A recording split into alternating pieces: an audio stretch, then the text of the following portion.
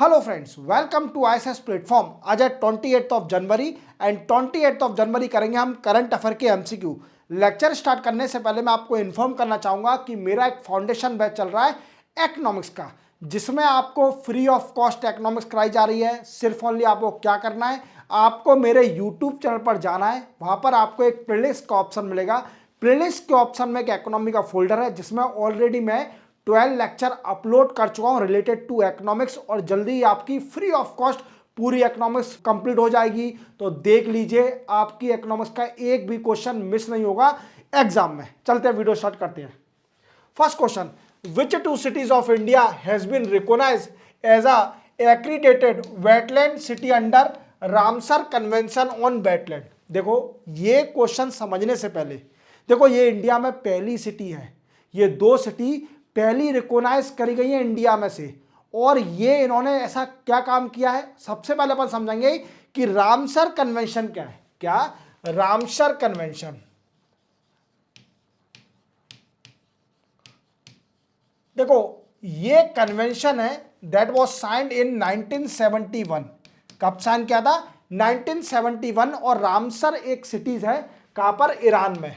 यहीं पर साइन किया था, और इसका मेन मोटिव था to protect world wetland. Wetland को प्रोटेक्ट करना, because it play major role in environment. Clear? अब वेटलैंड होता क्या है, आपके मन में डाउट तो ये भी होगा, क्योंकि मेरा मोटिव है बिल्कुल इनिशियल लेवल से आपको पढ़ाना, बिल्कुल जीरो लेवल से। तो वेटलैंड क्या होते हैं, वेटलैंड समझते हैं। वेटलैंड ऐसी water body that depth below 6 metre. ऐसी वाटर बॉडी जिसकी डेप्थ बिलो 6 मीटर होती है, और वो छोटे एरिया में कोई वाटर बॉडी है तो वो वेटलैंड कहलाती है। और ये इकोलॉजिकल इंपोर्टेंट बहुत होती है, ये ecologically important. Clear? That's why there is a need to protect this particular wetland in the world. Wetland Ramsar convention was signed among the world in 1971। Clear? और इंडिया ने इसको साइन कब किया था? India become a signatory of Ramsar convention in 1972। याद रखना, यह भी इंपॉर्टेंट है, क्योंकि 1971 में ये रामसर कन्वेंशन आया था। बट क्वेश्चन आपसे पूछा कि इंडिया ने कब साइन किया था, तो ये साइन किया था 1972 में। अब इंडिया में कितनी साइडें हैं जो रामसर कन्वेंशन वेटलैंड में आती है? तो इंडिया में अभी 85 साइड है। क्लियर? 85 साइड है जो कि वेटलैंड है, 85 जिनको प्रोटेक्ट किया जाता है अंडर रामसर कन्वेंशन। क्लियर? अब सब प्रोटेक्शन में कई सारी एफर्ट लेती है स्टेट गवर्नमेंट और central government to protect the wetland in India. Clear? अब क्या हुआ है कि दो सिटीज है, उन्होंने काम क्या किया कि अर्बन ग्रोथ भी करी। ये दो सिटियों ने अर्बन ग्रोथ भी करी एंड एनवायरमेंट सस्टेनेबिलिटी पर काम भी किया। एनवायरमेंट सस्टेनेबिलिटी पर भी बड़ा काम किया। That's why these two cities as recognised as a accredited wetland cities. और इंडिया में पहली बार ऐसी दो सिटी सिलेक्ट करी गई हैं, और वो है इंदौर एंड उदयपुर। तो सर ये भी बताइए कि इंदौर में कौन सा ऐसा वेटलैंड है? तो इंदौर का है, एक बता देता हूं, सिरपुर वेटलैंड। इंदौर तो आप जानते हो कि नंबर 1 सिटीज है सफाई में भी, और हमेशा स्वच्छ रहती है। तो काम ये कुछ ना कुछ यूनिक करते जा रही है इंदौर। तो इंदौर ने ये भी कारनामा कर दिया। और उदयपुर ने भी, उदयपुर को तो आप जानते हो, उदयपुर में भी मैं आपको बता देता हूं, जैसे फतेह सागर है, कई सारे हैं यहां पर। तो उदयपुर में कई सारे वेटलैंड हैं। तो याद रखना कि दो सिटी रामसर कन्वेंशन में as a accredited wetland city India की पहली बार दो सिटीज चूज करी गई है। कौन कौन सी? इंदौर एंड उदयपुर। याद रखोगे? चलते अपन आगे। Which state government launch Samman Sanjeevani app on national girl child day? देखो, नेशनल गर्ल चाइल्ड डे मैंने अपने प्रीवियस लेक्चर में बताया था कि किस दिन ऑब्जर्व किया जाता है। तो ये ऑब्जर्व किया जाता है 24 ऑफ जनवरी को। मैंने आपको प्रीवियस लेक्चर में बता चुका हूं, देख लीजिए, आपकी नॉलेज एक्सपांड हो जाएगी। 24 जनवरी को हर साल हम ऑब्जर्व करते हैं as national child day, clear, girls day. अब इसका मेन मोटिव क्या होता है? इसका मेन मोटिव होता है जो बच्चियां हैं सेक्स रेशो को बढ़ाना, क्लियर, और you know that's particular essential service girl को प्रोटेक्ट करना in India, that's the main motive of this particular national day, clear. But क्या है, हरियाणा एक स्टेट है, हरियाणा जैसे आप जानते हो अकॉर्डिंग टू सेंसस ऑफ 2011 का अगर सेंसस देखा जाए तो इंडिया में सबसे कम सेक्स रेशो हरियाणा के अंदर है। कितना है? कौन सी इंडिया की स्टेट है जो हरियाणा, यहां पर सबसे कम सेक्स रेशो है, अप्रोक्सीमेटली 855 है। देख लेना और कंफर्म कर लेना, मुझे ऐसा याद है शायद 855 है सेक्स रेशो हरियाणा में, और मुझे बताना कमेंट करके अगर आपको एक्चुअल डेटा पता हो तो, क्लियर। अब क्या है, हरियाणा की एक मिनिस्टर है ये मैम, इनका नाम है श्रुति चौधरी। क्या नाम है? श्रुति चौधरी। अब इन्होंने एक इनिशिएटिव स्टार्ट किया है जिसका नाम है सम्मान संजीवनी ऐप। ये ऐप लॉन्च की है। अब इस ऐप का मेन मोटिव क्या है? इस ऐप का मेन मोटिव है कि असेंशियल सर्विस देना, to provide essential services to women and girls below poverty line. जो पॉवर्टी लाइन के नीचे, बिलो पॉवर्टी लाइन के नीचे गर्ल्स और वुमेन रह रही हैं, जिनकी एज है 10 to 45, जिनकी एज है 10 to 45, उन गर्ल और वुमेन को असेंशियल सर्विस देना, that is the main motive of this particular सम्मान संजीवनी ऐप, क्लियर। अब असेंशियल सर्विस कौन सी, ये भी क्वेश्चन आपके मन में डाउट आएगा कि सर आपको जाने नहीं देंगे ऐसे, आप पूरा बता के जाइए कि असेंशियल सर्विस क्यों, क्योंकि आप जानते हो असेंशियल सर्विस क्या है, जो आपकी बेसिक नीड फुलफिल करता है। जैसे अब गर्ल्स की असेंशियल सर्विस क्या है? ऐसा तो नहीं है, कुछ लोग सोच रहे होंगे गर्ल्स की असेंशियल सर्विस मेकअप करना, मेकअप वो असेंशियल सर्विस नहीं है, that is not essential service. Essential service है जैसे नैपकिन प्रोवाइड कराना, this also essential service of the girl to protect और टू स्वच्छ हेल्दी रहने के लिए, that is also essential service. तो free of cost napkin provide कराएंगे, कई सारी चीजें जो असेंशियल सर्विस आती है गर्ल्स के लिए, वो सब इस ऐप के जरिए प्रोवाइड करी जाएगी हरियाणा की लोकल वुमेन और गर्ल्स को at age of 10 to 45, clear. चलते अपन आगे, हरियाणा इसका आंसर है। Who won Australian Open tournament 2025? देखो अभी 2025 स्टार्ट हो गया है और आप जानते हो कि सबसे पहले जो ओपन, जो टेनिस टूर्नामेंट है, सबसे पहले होता है ऑस्ट्रेलियन ओपन। और आप जानते हो कि 4 ग्रैंड स्लैम है, 4 टूर्नामेंट माने जाते हैं कि वर्ल्ड के सबसे हैवी और सबसे मेन टूर्नामेंट, अगर इसको जीत लिया किसी प्लेयर ने चारों टूर्नामेंट को, तो वो ग्रैंड स्लैम कहलाता है। क्या कहलाता है?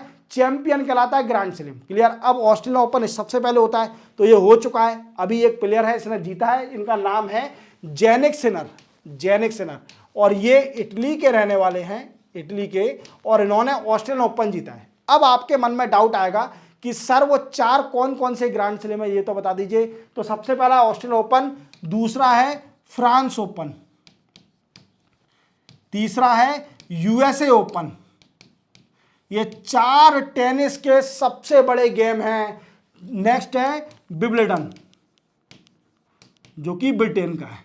याद रखोगे, ये 4 जो गेम किसी भी प्लेयर ने जीत लिया तो वो ग्रैंड स्लैम कहलाएगा, और सबसे ज्यादा प्राइज ये जीतने में मिलती है। याद रखना, ये भी मेन क्वेश्चन है, आपसे पूछा जाएगा जो 4 ग्रैंड स्लैम हैं उसमें सबसे ज्यादा प्राइज किस में दी जाती है, तो विंबलडन में दी जाती है, तो ब्रिटेन का होता है, क्लियर। याद रखोगे। तो जेनिक सिनर ने जीत लिया है, ये इटली के रहने वाले हैं और शायद जर्मनी के प्लेयर को हराया है। वो प्लेयर है एलेक्जेंडर ज़ेवरिक, और ये है जर्मनी के प्लेयर, इनको फाइनल में हराया था, क्लियर।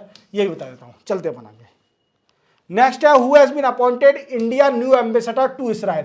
देखो ये इसराइल के नए एम्बेसडर बन गए हैं और इनका नाम है जितेंद्र पाल सिंह। जितेंद्र पाल सिंह बड़े एक्सपीरियंस आईएफएस ऑफिसर है इंडियन फॉरेन सर्विस, और ये पाकिस्तान और अफगानिस्तान में भी एम्बेसडर रह चुके हैं इंडिया की तरफ से। क्लियर, इंडिया की तरफ से, और इनको बड़ा एक्सपीरियंस है और ये इसराइल के एम्बेसडर बन गए हैं। इसराइल में जाके अब रहेंगे और इंडिया की वी कैन से डिप्लोमेटिक रिलेशन को एनहांस करेंगे। That's why he has a lot of knowledge because he deployed in Pakistan और अफगानिस्तान एज वेल। क्लियर, चलते अपन आगे, सिंपल था। Recently United State has suspended United State aid funding to which country. देखो इसका पहले फुल फॉर्म जान लीजिए। ये यूएसए का फुल फॉर्म है United state agency for international development. Clear, याद रखोगे ये इसका फुल फॉर्म है। अब ये सर करती क्या है? देखो जैसा कि आप जानते हो कि यूएसए कई सारी कंट्री को फंड देती है for development purpose, for we can say उनको प्रोटेक्ट करने के लिए, वो डेवलपमेंट कर सकें, या फिर सस्टेनेबल डेवलपमेंट के लिए देती है। यूएसए कुछ कंट्रियों पर दया करती है, जैसे हमारी कंट्री लाइन ऑफ क्रेडिट देती है कई सारा किसी कंट्री को, ऐसे ही यूएसए की एक एजेंसी है, ये सबको फंड देती है। और आप जानते हो कि मैं आपको हर बार बता रहा हूं कि आप याद रखना, यूएसए के जो डोनाल्ड ट्रम्प साहब हैं ये 47वें नंबर के प्रेसिडेंट है यूएसए के, और इन्होंने आते ही बड़े बोल्ड डिसीजन लिया है। पहला डिसीजन लिया था कि कई सारी कंट्रियों पर टैरिफ लगाना है जो ज़्यादा ही मतलब जिससे यूएसए का ट्रेड नेगेटिव में जा रहा है, डिफिसिट में जा रहा है, तो उनके ऊपर टैरिफ लगाने की धमकी दी थी। जैसे ब्रिक्स कंट्रियों को, यूएसए को, मैक्सिको, कनाडा और चाइना को तो स्पेशली। क्लियर, देन आफ्टर इनका एक और डिसीजन आया था कि ब्रिक्स की कंट्रियों को धमकी देना। देन आफ्टर इनने जो बर्थ राइट है, जो यूएसए के अंदर का कोई बच्चा होता है तो उसको सिटीजनशिप मिल जाती है अमेरिका की, वो भी खत्म करने का बड़ा प्रयास किया। और कई सारे इन्होंने डिसीजन लिए हैं। एक डिसीजन इसमें ये है कि जो बांग्लादेश कंट्री है, बांग्लादेश कंट्री को ये यूएसए क्या करती थी कि फंड देती थी, United state agency for international development, ये रोक दिया है, बांग्लादेश का फंड रोक दिया है। और बांग्लादेश में आप जानते हो कि बांग्लादेश में पॉलिटिकल इंस्टेबिलिटी हुई थी। शेख हसीना की बार बार ये इंडिया से डिमांड कर रहे हैं कि शेख हसीना को यहाँ पर भेजो फिर से, क्योंकि उनको जो उन पे कई सारे चार्ज लगे हैं वो फेस करेंगी। इवन इंडिया ने कई बार रिजेक्ट कर दिया, क्योंकि इंडिया और बांग्लादेश टीटी साइन है जो दर्शाती है कि अगर कोई भी क्राइम एक्टिविटी करके जाता है तो ये भेजे जाएंगे, दूसरी कंट्री एक दूसरे को भेजेगी, तो that is called a particular issue. पर इंडिया ने रिजेक्ट कर दिया क्योंकि इसमें कुछ प्रोविजन है, वो मैं बता चुका हूँ प्रीवियस लेक्चर में, बार बार रिपीट नहीं करूंगा। और आप जानते हो कि शेख हसीना को हटाने के बाद ये मोहम्मद यूनिस साहब ये बन गए थे इंटरिम गवर्नमेंट के हेड, और इनके कई सारे ऐसे कारनामे हैं जो मन से इंडिया के साथ ये कई सारी ऐसी एक्टिविटी कर रहे हैं जो अगेंस्ट इंडिया है। बट समझ में नहीं आता ये ऐसा क्यों कर रहे हैं, क्योंकि इंडिया इतना दया करती है बांग्लादेश के ऊपर। बट ठीक है, उनका पॉइंट है। तो यूएसए ने अभी इनको फंड देना बंद कर दिया, डेवलपमेंट फंड, और जो डेवलपमेंट चल रहे थे वो सारे जितने भी प्रोग्राम थे वो सारे हल्ट हो गए हैं। तो ये बांग्लादेश में याद रखना। Clear. Which day is observe the national geographic day.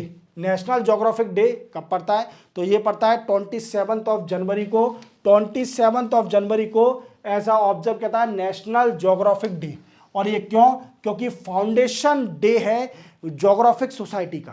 क्या? Foundation day of geographic society, जो कि science exploration and environment conservation पर वर्क करती है।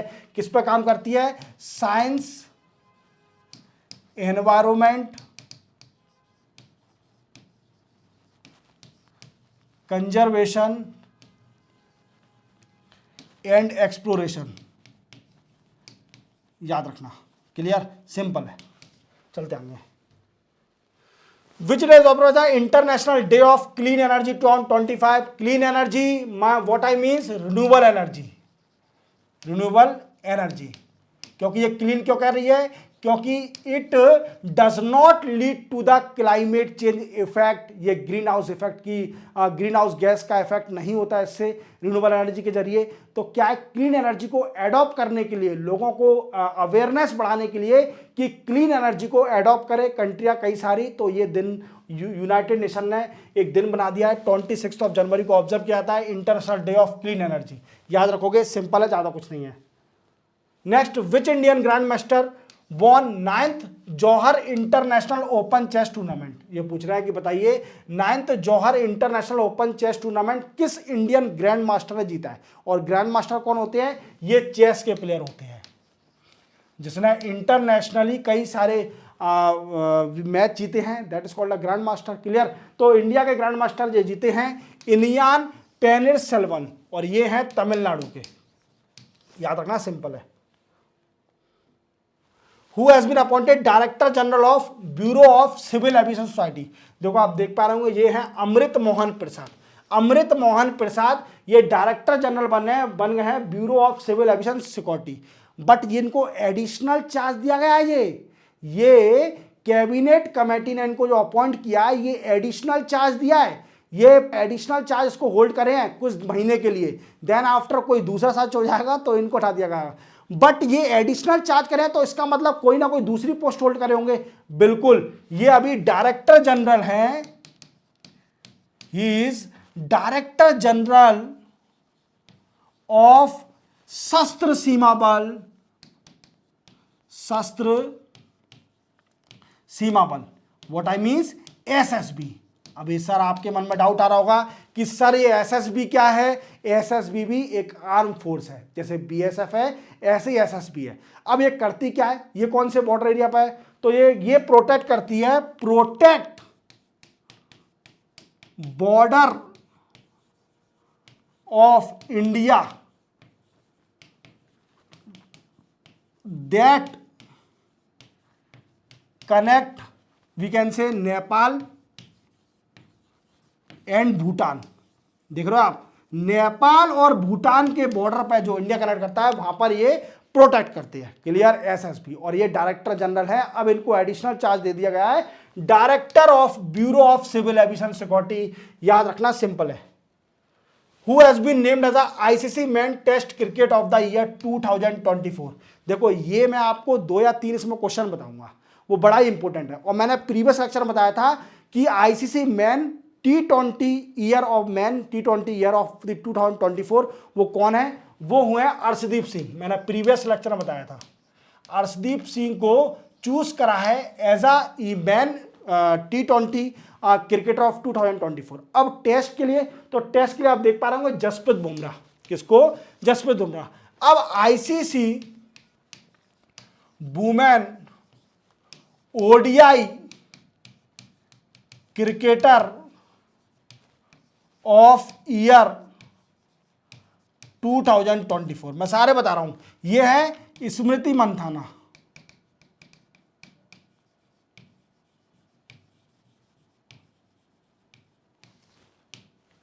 और ICC ODI man cricketer of year 2024 ये है ओमर जाई। ओमर जाई, ओमर जाई कौन है? कौन से क्रिकेटर है? ये अफगानिस्तान के बड़े नामी प्लेयर है ओमर जाई, और ये बने हैं 2024 के ओडीआई मैन। क्लियर? आईसीसी के। याद रखना, ओमर जाई टेस्ट के कौन है? जसप्रीत बुमराह। T20 के कौन है? अर्शदीप सिंह। और वुमेन के कौन है? स्मृति मंथाना। याद रखना, सिंपल है। ये क्वेश्चन आ सकता है, मैं आपको बता रहा हूं, चारों के नाम याद रखना। चलते अपन आगे।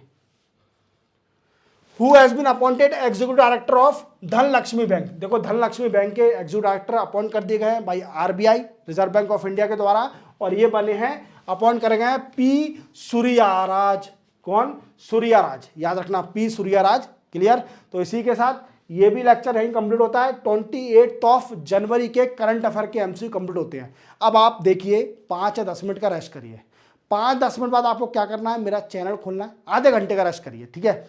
उसके बाद मेरा चैनल खोलिए, और चैनल खोलते ही प्लेलिस्ट पर जाइए। प्लेलिस्ट में एक इकोनॉमी का फोल्डर है जिसमें ऑलरेडी 12 लेक्चर मैं अपलोड कर चुका हूँ रिलेटेड टू इकोनॉमिक्स। देख लीजिए, लेक्चर बड़े हैं, बट आपकी पूरी इकोनॉमिक्स इतनी स्ट्रांग हो जाएगी कि आपका एक भी क्वेश्चन स्किप नहीं होगा रिलेटेड टू इकोनॉमिक्स। तो देख लीजिए, मिलते हैं अपन कल, तब तक के लिए जय हिंद।